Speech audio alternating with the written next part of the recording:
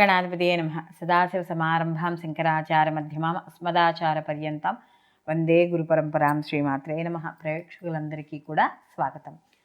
గురు వక్రత్యాగం అంటే మనం గురు రుజు మార్గాన్న ప్రయాణించడం అనేది జరుగుతుంది. అయితే గురువు ఇప్పటి వరకు కూడా మనకి మేషరాశిలో రాహుతో కలిసి ఉండి గురుచండాల యోగంగా మనం చెప్పుకున్నాం ఇదివరకు వీడియోస్లో కూడా. తర్వాత ఎప్పుడైతే ఈ యొక్క రాహువు ఇక్కడ మేషరాశి నుండి మీనరాశిలోకి ఆయన ఎప్పుడైతే మార్పు చెందాడో అక్టోబర్ 31 తర్వాత నుంచి గురువు మేషరాశిలోనే సంచరిస్తున్నా కూడా గురువు వక్రగతిలో సంచారం చేయడం అనేది జరిగింది. అయితే ఇప్పుడు మనకి ఇది డిసెంబర్తో ఈ వక్రత్యాగం అనేది అయిపోయి ఈయన రుజు మార్గాన ప్రయాణం చేయడం అనేది జరుగుతోంది. అయితే ఎప్పటి వరకు ఏప్రిల్ వరకు కూడా అంటే ఇంచుమించు మనకి మే 1వ తారీఖున ఈయన మళ్ళీ వృషభ రాశిలోకి మార్పు చెందడం అనేది జరుగుతుంది. కాబట్టి ఈ 4 నెలల్లో ఏదైతే సమయం ఉందో ఈ సమయం అంతా కూడా గురువు మేషరాశిలో రుజు మార్గంలో ప్రయాణం చేయడం అనేది జరుగుతుంది. అయితే గురువు వచ్చేటప్పటికి మనకి సహజ శుభగ్రహంగా చెప్పడం అనేది జరుగుతుంది. అంటే ప్రతిదానికి చూడండి, మనం గురుబలం చాలా అవసరము అని చెప్తాం ప్రతిదానికి కూడా.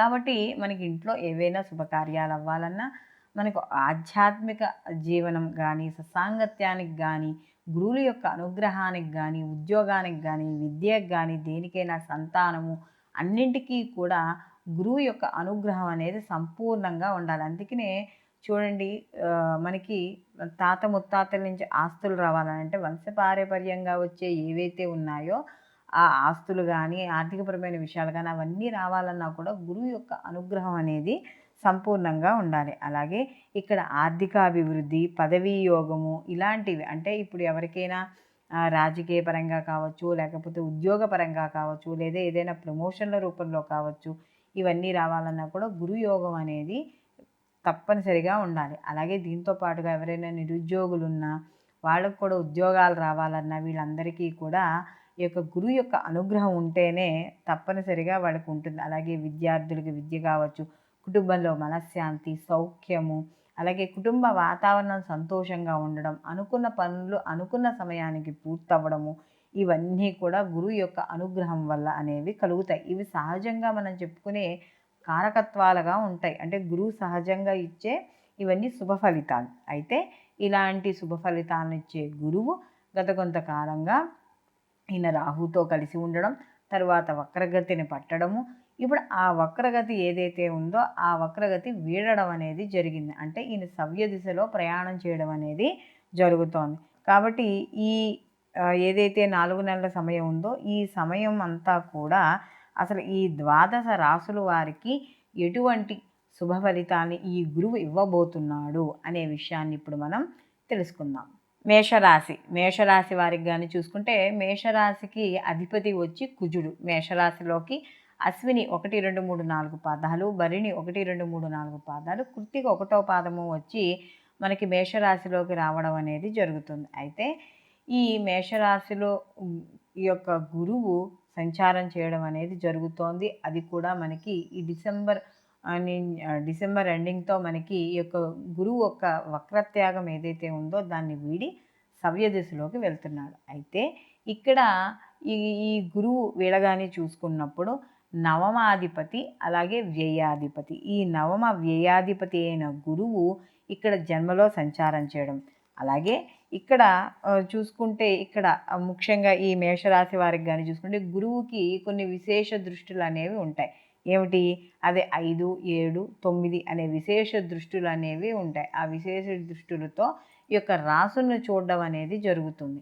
అలాంటి ఈ మేషరాశి వారికి ఈ గురువు ఈ యొక్క విశేష దృష్టులతో చూడడం వల్ల ముఖ్యంగా ఈయన సహజ శుభగ్రహం కదా ఇక్కడ గురువు వీళ్ళకి. కాబట్టి అంటే ఏవైనా కొత్తగా పనులు చేపట్టే వాళ్ళకి, అలాగే వీళ్ళకి కాస్త ఆధ్యాత్మిక భావన ఇలాంటివన్నీ కూడా వీళ్ళకి ఎక్కువగా పొందడం అనేది జరుగుతుంది. అందులో రాశ్యాధిపతి వచ్చేటప్పుడు వీళ్ళకి కుజుడయ్యాడు.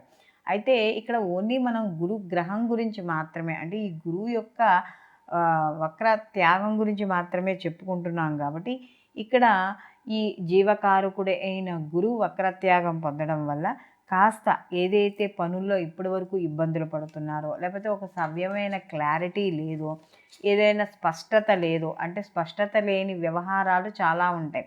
ఇప్పుడు ఉద్యోగం వస్తుందా రాదా, లేకపోతే ఈ పని అవుతుందా లేదా, మనకి వివాహంలో కావచ్చు, అలా ప్రతి దాంట్లోనూ కూడా ఏదైతే స్పష్టత లేని వ్యవహారాలు ఉన్నాయో వాటిల్లో మీకు ఒక క్లారిటీ రావడం అనేది జరుగుతుంది. సంతానపరంగా ముఖ్యంగా శుభవార్తలు వింటారు. ఎందుకంటే గురువు సంతానకారకుడు, ఆర్థిక అంటే ధనానికి వృద్ధిని చేసే కారకుడు, అలాగే కుటుంబంలో సౌఖ్యం కావచ్చు, వీటికి అన్నిటికీ కారకుడు కాబట్టి అలాంటి కారకుడైన గురువు యొక్క వక్రత్యాగం వల్ల వీళ్ళకి కాస్త సంతానపరంగా శుభవార్తలు వినడం అనేది జరుగుతుంది. అలాగే సంతానపరమైన విద్య, ఉద్యోగం, వివాహం ఇలాంటి విషయాల్లో కూడా వీళ్ళ అనుకూలమైన ఫలితాలు పొందడం అనేది జరుగుతుంది. అలాగే వీళ్ళ ప్రతి పనిలోనూ కూడా వాళ్ళకి ఏదైతే ఒక వృద్ధిని కోరుకుంటున్నారో, పనిలో ఒక వృద్ధిని కోరుకుంటున్నారో ఆ వృద్ధి కూడా పొందడం అనేది జరుగుతుంది.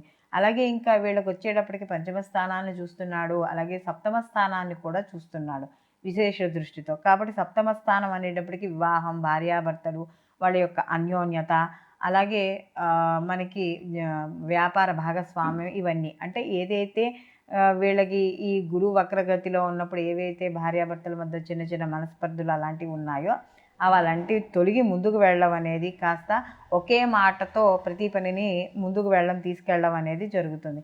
వివాహానికి సంబంధించిన బంధాలు, బాంధవ్యాలు కూడా కాస్త గట్టిపడడం అనేది కూడా జరుగుతుంది. అలాగే విదేశీ వ్యాపారం, ఉద్యోగం, లేదా వాటి వ్యాపారం ఉద్యోగపరంగా ధనలాభము, ఇవన్నీ అంటే ఇంపోర్ట్ ఎక్స్పోర్ట్ వ్యాపారాలు, తీర్థయాత్రలు ఇలాంటివన్నీ కూడా వీళ్ళు చేసుకునే అవకాశం అనేది ఎక్కువగా కనబడుతోంది. అలాగే మీకు సమాజపరంగా చూసుకున్నప్పుడు మీకు చుట్టుపక్కల వాతావరణం, అనుకూలమైన వాతావరణం, బంధువులు, మిత్రులు వీళ్ళందరూ కూడా మీకు అనుకూలంగా ఉండడం, ఇలాంటివన్నీ కూడా చోటు చేసుకుంటాయి. మీరు ఏదైనా కొత్తగా పనులు మొదలుపెట్టేటప్పుడు ఆ పనుల్లో ఈ 4 నెలలు మాత్రం తప్పకుండా సక్సెస్ అవ్వడం అనేది జరుగుతుంది. అలాగే ముఖ్యంగా ఇక్కడ నవమాధిపతి అయ్యాడు కాబట్టి, నవమ వ్యయాధిపతి అయ్యాడు కాబట్టి ఇక్కడ వీళ్ళకి ఏదైనా తండ్రి విషయాల్లో కావచ్చు, లేదా ఏదైనా దూర ప్రయాణాల్లో కావచ్చు, వీటిలో అన్నిటిల్లోనూ కూడా కలిసి రావడం అనేది తప్పనిసరిగా ఉంటుంది.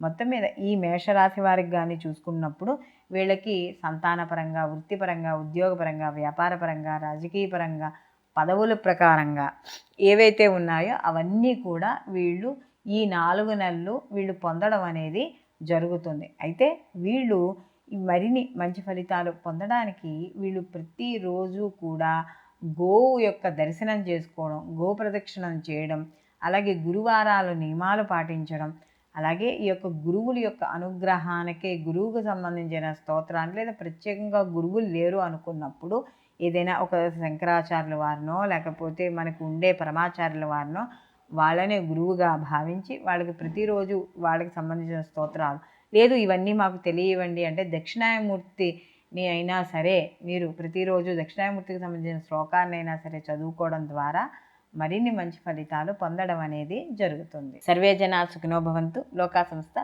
సుఖినో భవంతు.